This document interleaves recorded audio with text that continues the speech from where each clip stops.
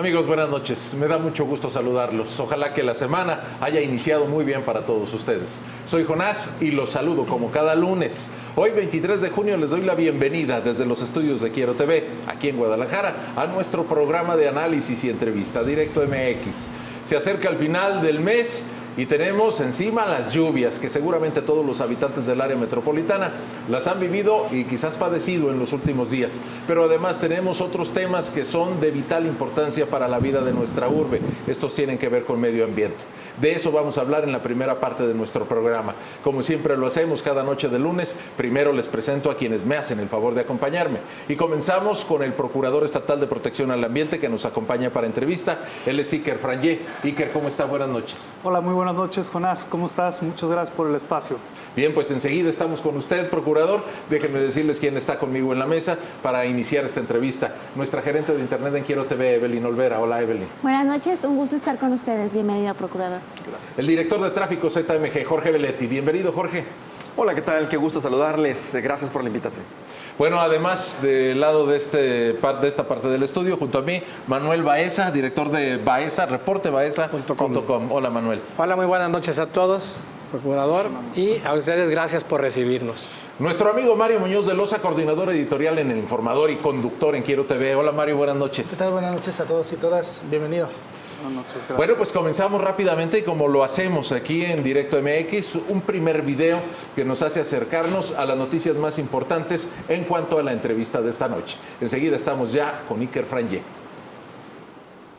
No solamente obliga a la empresa en un tiempo determinado a cumplir con este acuerdo, sino que en caso de no cumplirlo tendrían que pagar una fianza por este monto que acabo de mencionar. 341 millones de pesos. Hemos logrado suscribir un acuerdo que obliga a CAPSA a la remediación de estos dos rellenos sanitarios. ¿Qué es lo que queremos ver en el futuro? Que estos hoy rellenos de Laureles y de Matatlán pudiéramos verlo en el futuro una vez terminada esta remediación.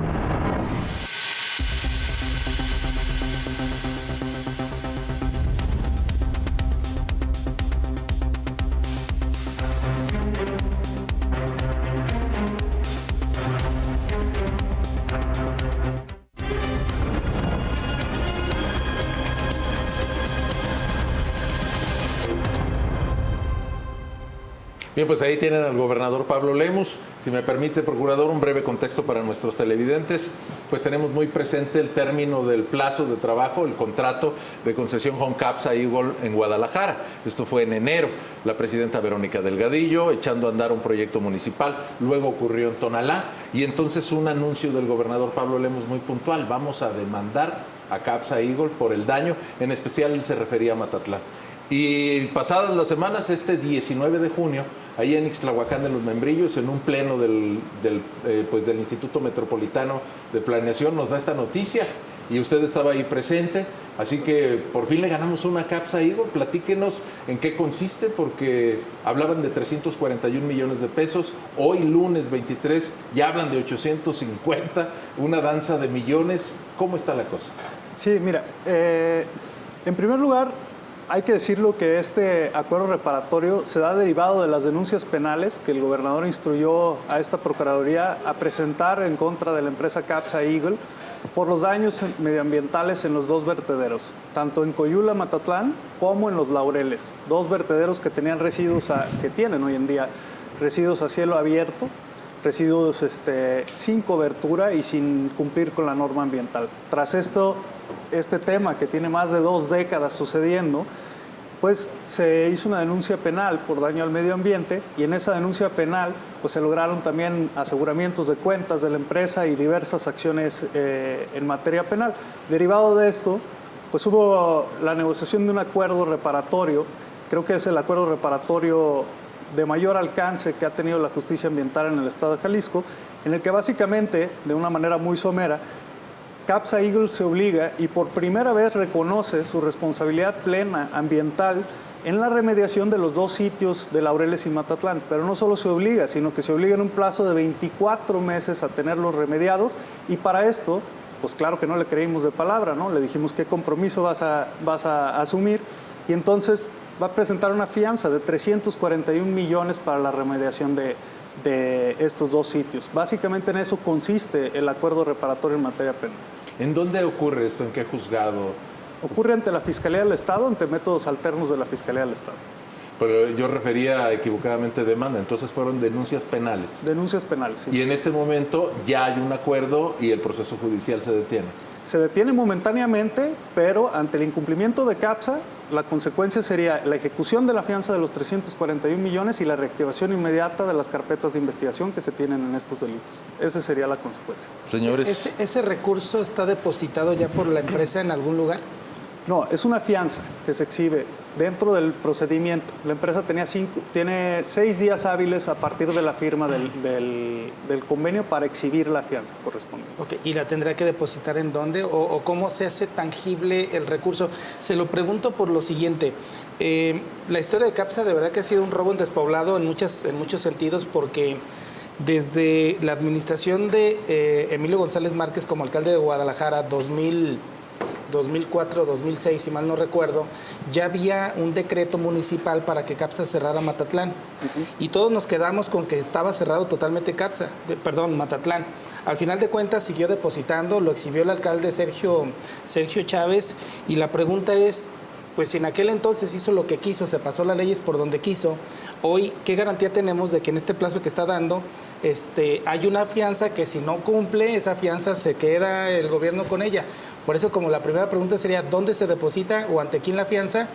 Y realmente, ¿qué garantías hay de que la empresa, en esta ocasión, que ya va de salida, porque supongo que ya nomás le queda Tlajomulco, Juanacatlán, El Salto ya no, prácticamente nomás 2 municipios importantes?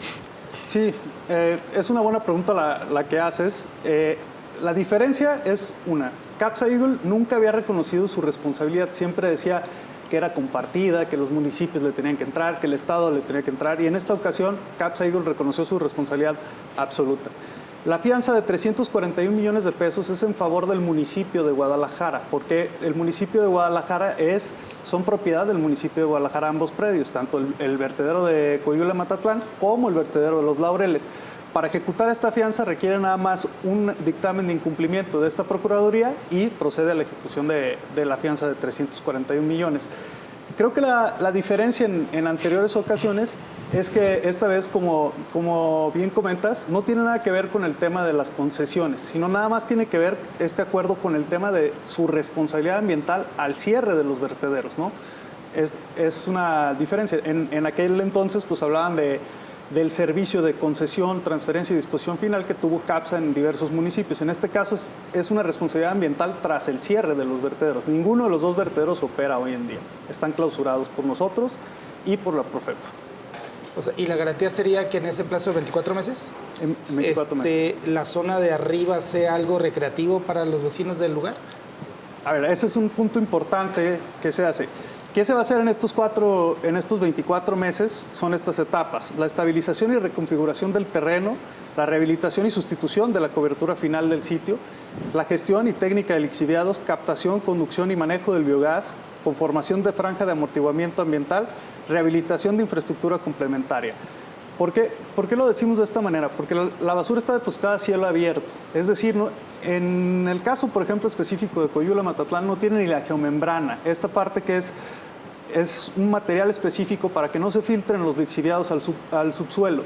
Entonces se tiene que volver a escarbar, quitar toda la basura, poner la geomembrana para que se puedan depositar de nuevo los residuos, hacer el bombeo de lixiviados conforme a la norma ambiental y ponerle cobertura, que hoy no tiene cobertura, tipo tepetate, es la cobertura que debería de tener con este material, ¿no? Entonces, para que se puedan hacer áreas verdes, tendrán que transcurrir un tiempo para que puedan descontaminarse los sitios y que puedan ser ambientalmente aprobados para que puedan estar en esa tesitura, ¿no? Procurador, ¿y qué pasa si incumple la empresa? Si no cumple con esto, ¿se retomaría el tema de la denuncia penal? Sí, se reactivarían las carpetas de inmediato. La diferencia, el acuerdo reparatorio en materia penal tiene como diferencia tener un archivo temporal de la carpeta. Es decir, en lo que el acuerdo está vigente. En el momento en que hay un incumplimiento a las periodicidades o bien un cumplimiento general, se reactiva en ese momento la carpeta de investigación y se sigue el delito en todas sus ¿Y cuál etapas. podría ser el castigo, la sanción? Bueno, la sanción puede ir desde los 5 hasta los 15 años de prisión, no nada más para la empresa, sino también para los socios y accionistas. Secretario, la basura que está depositada ahorita al aire libre, pues es un tema grave de salud pública por el olor, la emisión de metano, los gases de efecto invernadero, pero lo que preocupa es que en este momento, a esta hora y con estas lluvias, seguramente está escurriendo una gran cantidad del agua que se produce de la basura, llamado de los lixiviados, a el río Santiago. ¿Qué es lo que ha hecho la PROEPA y Semadet, en este caso durante esta administración, hasta hoy en día, para tratar de mitigar ese daño ambiental que está afectando a los vecinos en Tonalá y desde luego a nuestro río Santiago, uno de los más contaminados del país? Por supuesto, y qué buena pregunta esta que haces. Lo que hemos hecho nosotros es presionar a Capsa Eagle para que se responsabilice de este tema ambiental, porque esos predios es importante señalar que los dos son comodatos que se dieron durante la concesión de Guadalajara y que una vez que la concesión de Guadalajara finalizó, entonces es que Capsa Eagle se tenía que hacer responsable de esta remediación de los sitios, y lo que hemos hecho nosotros es presionar con estrategias legales, ir a hacer las inspecciones correspondientes y dictar medidas cautelares para que no se abandonen estos sitios, pero lo más importante era ver la remediación de estos sitios, porque sin la remediación se pueden hacer soluciones parciales, pero no es conveniente. Lo conveniente es hacer una solución de fondo y esta es una solución de fondo. Pero actualmente hay alguna intervención en este caso para mitigar esos daños o únicamente a la espera de pues esta resolución y que CAPSA se active en la reparación del daño? Sí, actualmente efectivamente sí se tienen algunas soluciones temporales que tiene que hacer CAPSA de momento para que no se filtren los lixiviados, pero definitivamente tras todos estos años de abandono, pues tiene que hacer una remediación de fondo, una remediación bien hecha, porque si no pones en peligro más cuestiones ambientales. El hacer, digamos, trabajos parciales podría poner en peligro más el medio ambiente que lo que puede ser un tema de fondo, ¿no? Y está en riesgo justamente el permiso que tenga esta empresa para operar aquí en la zona metropolitana de Guadalajara con este procedimiento y pues este remedio a una denuncia penal que ustedes imputaron. ¿Está en riesgo que siga operando la empresa aquí si es que no Sí. o es bajo un proceso legal de este tipo? Sí, en el tema de gestión de residuos es importante separar las diversas etapas que existen: la recolección, transferencia y la disposición final. Toda empresa que haga recolección, toda empresa que haga transferencia y toda empresa que haga disposición final de residuos requiere de los permisos correspondientes. Pero en el caso de la disposición final, pues el relleno sanitario es el que requiere del permiso correspondiente de la Semadet, y las demás etapas sí la empresa tendría que hacerlo. Y claro que lo tiene que hacer conforme a norma, como toda empresa que presta ese servicio, y si hubiera alguna irregularidad se sancionaría en su momento. Tengo la duda, yo sé que su gestión recién comenzó, pero ¿por qué pasó tanto tiempo para que CAPSA pudiera no hacer nada? Es decir, años y años y no pasó nada. ¿Qué fue lo que ocurrió ahora que permite que la autoridad sí Que no hacía la autoridad, CAPSA estaba en su cómodo lugar. ¿Cómo es posible que durante tantos años CAPSA hubiera podido actuar con tanta impunidad? Bueno, yo creo que a mí no me corresponde hablar de lo del pasado, me corresponde hablar de lo del presente, y bueno, pues el gobierno de Pablo Lemus ha sido un gobierno muy enfático en decir que aquí se cumple la norma ambiental y se va a cumplir bien, ¿no? Eso es lo que yo te podría comentar desde mi punto. Oiga, procurador, a lo mejor siente como ráfaga, dice, ya párele. No, para nada. Vamos a relajarnos. Es que desconfiamos, ¿verdad? Lo que pasa es de que la Procuraduría verdaderamente ha sido un títere del gobierno en muchos sentidos, y no hemos tenido un procurador que verdaderamente ante tantos vicios y violaciones a las leyes medioambientales, de verdad que ha pasado por desapercibido, porque si los secretarios de medio ambiente han sido de verdad borrados totalmente, y vaya que han llegado buenos académicos, ese es el problema. Dicen muchos que no han sido políticos, por eso han salido Marta Rú del Toro, que esa sí era un poquito más política, pero Magdalena Ruiz, Sergio Graf, que hoy está en la CONAFOR. Pero la pregunta es, ahora que llega a esta Procuraduría, ¿cuáles son como los verdaderos, las verdaderas atribuciones que tiene como para hacer sentir que la Procuraduría, uno, es autónoma de la Secretaría de Medio Ambiente, y que por otra parte vamos a ver a alguien que sí va a estar sancionando los incumplimientos de empresas o de cualquier otra persona? No sé si ya tenemos que hacer una pausa, lo dejamos para las 7 o continuamos. Bueno, ¿Cuál es la diferencia que en esta ocasión vamos a observar en un procurador como usted, a diferencia de las pasadas administraciones, que se ha desvanecido totalmente como el rango, la figura del procurador ambiental? Bueno, como te comento, pues yo la verdad es que me limito a comentar de lo que ha sido mi trabajo. Cuando me invitó el gobernador Pablo Lemus, a mí me dijo que había que ponernos a chambear, me dijo que había que ponernos a chambear duro y había que apretar mucho el tema de CAPSA y apretar mucho el tema de medio ambiente, porque era un tema prioritario para su gobierno.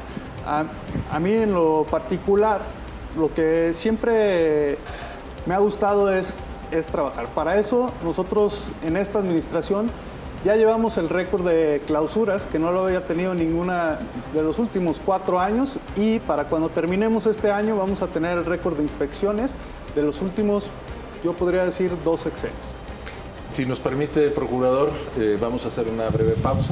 Amigos que nos están acompañando, seguimos con Iker Frangé, porque además del tema de CAPSA, Igor, del que todavía quedan algunas preguntas sueltas, pues también queremos hablar con él de su proyecto de trabajo. Les decía yo a mis compañeros en la mesa, pues el medio ambiente siempre está al top, siempre está entre las cosas prioritarias, pero pocas veces vemos acciones concretas. Les recuerdo que todo lo que estamos comentando aquí lo pueden escuchar en el podcast Directo MX, ahí tienen ustedes en la parte baja de su pantalla. Búsquennos por favor en Spotify, todo lo que han comentado aquí Jorge Belletti, Evelyn Olvera, Manuel Baeza, Mario Muñoz, su servidor y nuestro invitado, lo escuchan al término de nuestra transmisión televisiva. Volvemos.